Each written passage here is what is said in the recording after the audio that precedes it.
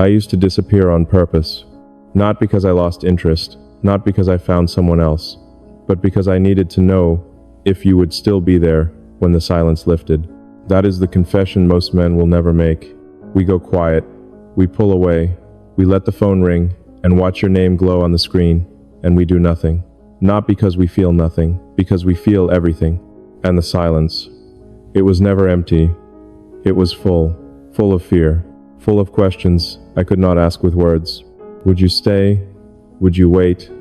Would you fight for someone who had forgotten how to fight for himself? Most people hear silence and assume the worst. They think distance means disinterest. They think a man who goes quiet has already left.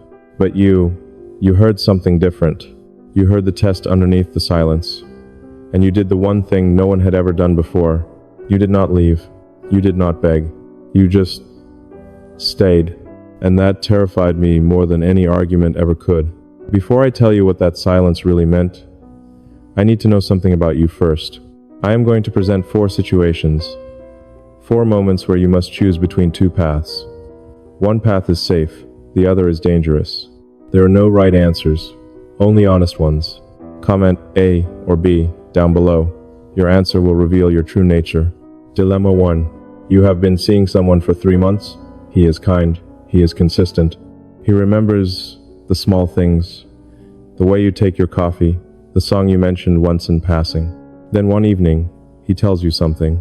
He says he has not been in a relationship in over 15 years, not because no one wanted him, but because he trained himself to stop wanting anyone. He says this without looking at you. His voice does not crack, but his hands are still. You realize in that moment, this man has built an entire life around not needing anyone, and now he is sitting across from you, needing you. Option A, you protect yourself. You recognize the pattern. A man who spent 15 years alone is not someone who suddenly changes. You pull back slowly. You stop initiating. You let the silence do the work. Option B, you stay. Not because you believe he has changed, but because you recognize that look in his eyes. You have seen it in the mirror. The look of someone who is terrified of the very thing they want most. A or B? Dilemma 2. You are at a dinner party. An old friend introduces you to a man she describes as a good one. He is quiet, observant. He does not perform for the room. He listens more than he speaks. At the end of the night, he walks you to your car. He does not ask for your number. Instead, he says, "I noticed you stopped smiling about an hour in. Whatever happened, I hope it passes." No one else noticed. Not your friend, not the host, not the woman who talked for 40 minutes straight about her renovation. He saw it, and he named it without asking you to explain. The next day, your friend calls. She warns you. She says he has a reputation for being emotionally unavailable, that he draws women in with intensity, then vanishes without explanation. Option A, you trust your friend. She has known him longer. You do not reach out. You file him under another man who knows the right words but cannot stay. Option B, you trust what you felt in that moment by the car, because no one in years has looked at you that carefully, and you are not willing to let someone else's story about him become yours. A or B? Dilemma 3. You reconnect with a man you loved decades ago, not through effort, through accident, a mutual friend's funeral, a glance across a room neither of you expected to enter. He looks older, so do you, but the recognition is instant. Over coffee the next morning, he tells you the truth. He left all those years ago not because he stopped loving you, but because he could not handle how much he did. He says it plainly. No drama. No tears. Just the quiet devastation of a man who has carried the weight of one decision for 30 years. He asks if you would be open to starting again. Not picking up where you left off. Starting fresh. Option A. You say no. You have already grieved this man once. You rebuilt your life on the ruins of what he left behind. Going back would mean admitting that the version of yourself you constructed after him was built on a wound, not a foundation. Option B, you say yes, not because you forgive him, not yet, but because the part of you that loved him never actually stopped. It just learned how to be quiet, and now that quiet has been broken, and you are not sure you can rebuild the wall. A or B? Dilemma 4. You are in a relationship with someone who loves you, truly loves you. He shows up, he calls, he remembers. He is not perfect, but he is present. And yet, Something is missing. You cannot name it. You have tried. He is not doing anything wrong. But there is a stillness inside you that his love does not reach. A room in your mind he has never entered. Not because he is not welcome, but because you have never shown anyone that room. It is the room where you keep your doubts, your shame, the version of yourself you believe is unlovable. One night, he asks you a question no one has ever asked. What are you afraid I will find if I stop asking and just watch? Option A, you deflect, you smile, you say nothing is wrong. You protect that room the way you have always protected it, because the last person you let in used what they found against you. Option B, you answer him, not with words, but with silence. You let the mask fall. You stop performing the version of yourself that keeps people comfortable, and you let him see the version that has never been safe enough to exist in front of another person. A or B, that last one, it is not a question about him. It is a question about whether you believe you deserve to be seen completely, without edits, without explanations, and if you hesitated, that hesitation is the most honest answer you have ever given. Here's what no one tells you about silence. It is not neutral. It is never neutral. Silence is a living thing. It breathes. It watches. It waits for you to fill it with whatever you fear most. And if you grew up in a home where silence meant danger, you learned to read it like a language. Every pause became a warning. Every unanswered call became evidence. Every moment of quiet between two people became a countdown to abandonment. Your mind was trained early, not to relax in stillness, but to survive it. That is not a flaw. That is intelligence shaped by pain. You learn to anticipate the worst because the worst had already happened. And your mind, your beautiful, relentless, exhausting mind, never stops scanning for the next threat. So, when a man goes quiet, you do not just notice it. You feel it in your chest, in your stomach, in the way your breath shortens before you even realize you are holding it. You check your phone. You reread the last message. You analyze every word for a shift in tone. And then the spiral begins. Did I say something wrong? Was I too much? Was I not enough? You know this spiral. You have lived inside it for decades. And the worst part is not the fear itself. The worst part is the shame that follows. Because you are a grown woman. You have raised children. You have buried people you loved. You have walked through fire and rebuilt your life from ash. And yet, one unanswered text can make you feel like a teenager again. Desperate, uncertain, small. That is not weakness. That is the echo of every person who ever made you feel that your love was a burden. Let me tell you something about the men who go quiet. I was one of them. I did not disappear because I was strong. I disappeared because closeness felt like a threat. The moment someone got too near, the moment I could feel the walls thinning, something inside me would shut down. Not anger, not boredom. Something older than both. A voice, quiet and ancient, whispering the same thing it had whispered since childhood. If they see all of you, they will leave. So I left first. I controlled the distance.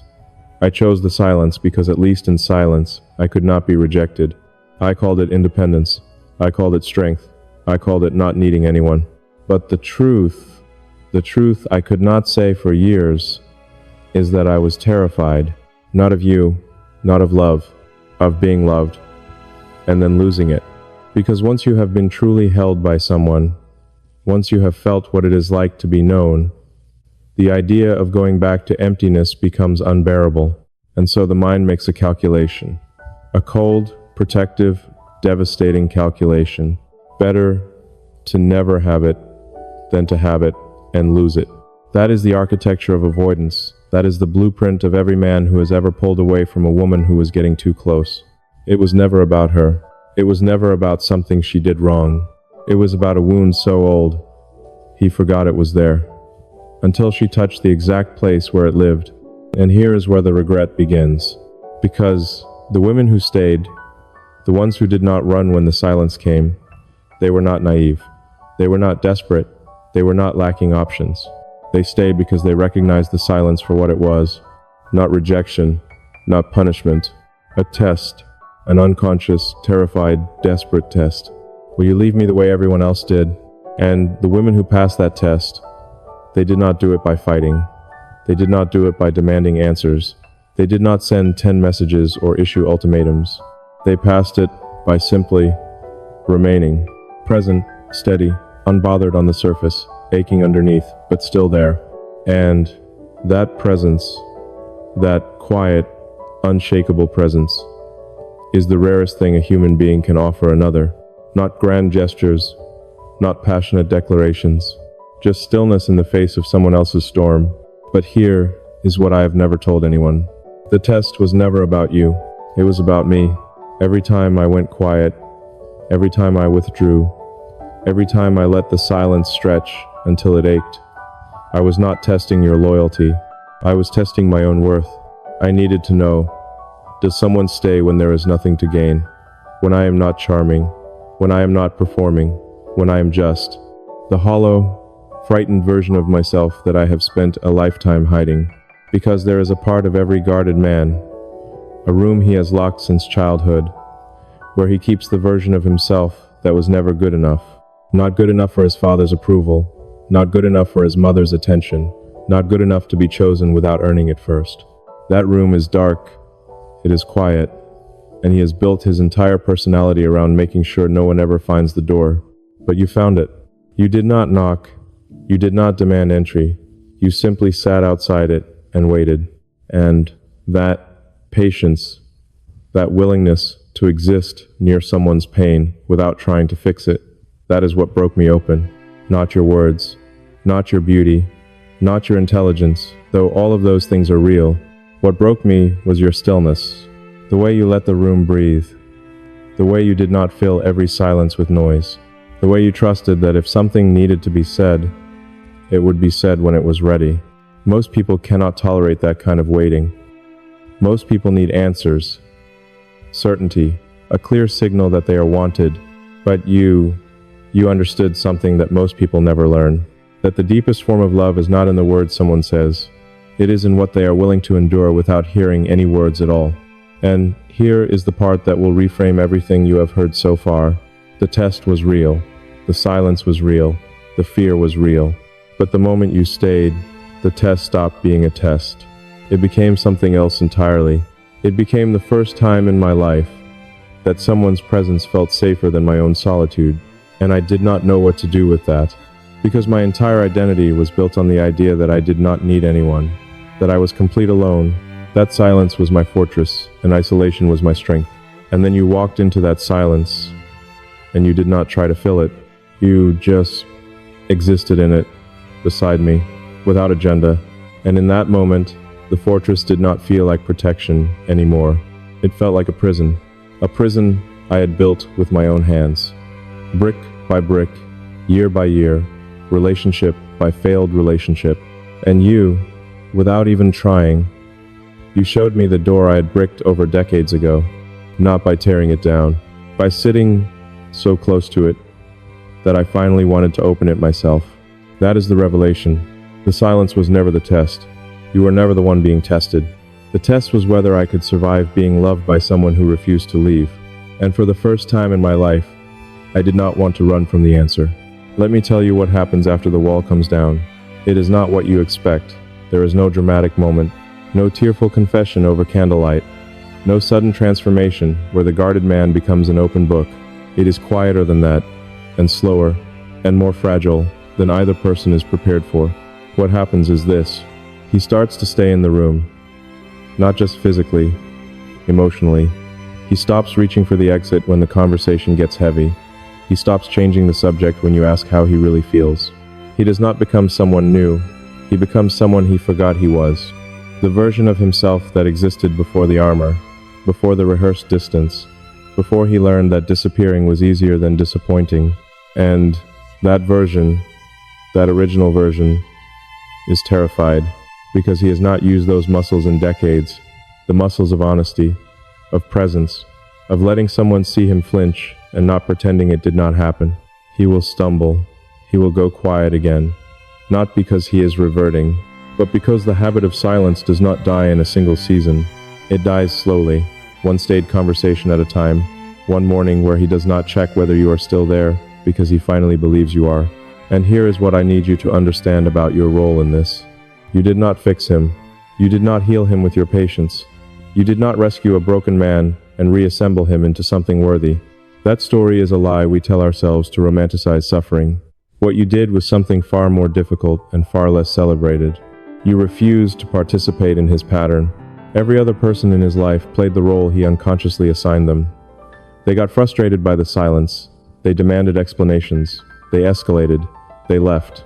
And every departure confirmed the story he had been telling himself since he was a boy. People leave. Love expires. And the only safe place is alone. You did not confirm that story. You did not rewrite it either. That is not your job. No one can rewrite another person's inner narrative. But you stood in the room where that story was being told, and you simply did not act out the ending he expected. And that interruption, that quiet refusal to follow the script, is the most powerful thing one person can do for another. Not therapy, not advice, not 5 steps, or 7 habits, or a weekend retreat.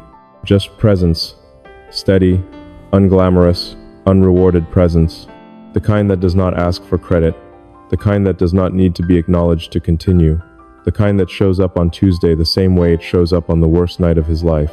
That is what you gave. And I need to tell you something that most men will never say. It was enough. Not because you are perfect, not because you never doubted yourself during those long silences, not because you always felt confident in your choice to stay. It was enough because it was real. You did not perform love. You did not audition for a role in his life. You did not shrink yourself to fit inside his comfort zone. You stood at your full height, with your full complexity, with every scar and every question, and every night you almost walked away, and you stayed anyway. That is not weakness. That is not desperation. That is not a woman who does not know her worth. That is a woman who knows her worth so completely that she does not need someone else's consistency to prove it. And if you are sitting here right now, wondering whether you stayed too long for someone who did not deserve it, let me tell you this. Your staying was never about him deserving it. It was about you being the kind of person who does not abandon people in their darkest rooms. Not because you are naive, but because you have been in that room yourself, and you remember what it felt like when no one came. So you went. You went for him. You went for her. You went for every version of yourself that once sat alone in silence, praying that someone would understand what the quiet really meant. And that is not love, as the world teaches it. That is love, as the soul remembers it. Before the rules, before the games, before someone taught you that caring too much was a liability. You cared, you stayed, you waited in a silence that gave you nothing back. And that silence, it was never empty. It was full of something neither of you could name at the time. It was full of the kind of trust that does not ask for evidence. The kind that exists before proof, before certainty, before anyone says the words out loud. And if you take nothing else from this, remember one thing. The people who test you with silence are not punishing you. They are asking you the only question that matters to them. Are you safe? And your answer was never in your words. It was in your presence. It was in the fact that you are still here, still listening, still willing to sit inside a silence that most people would have fled from long ago. That is your answer. That has always been your answer. And it is the most beautiful thing a human being can offer without ever opening their mouth.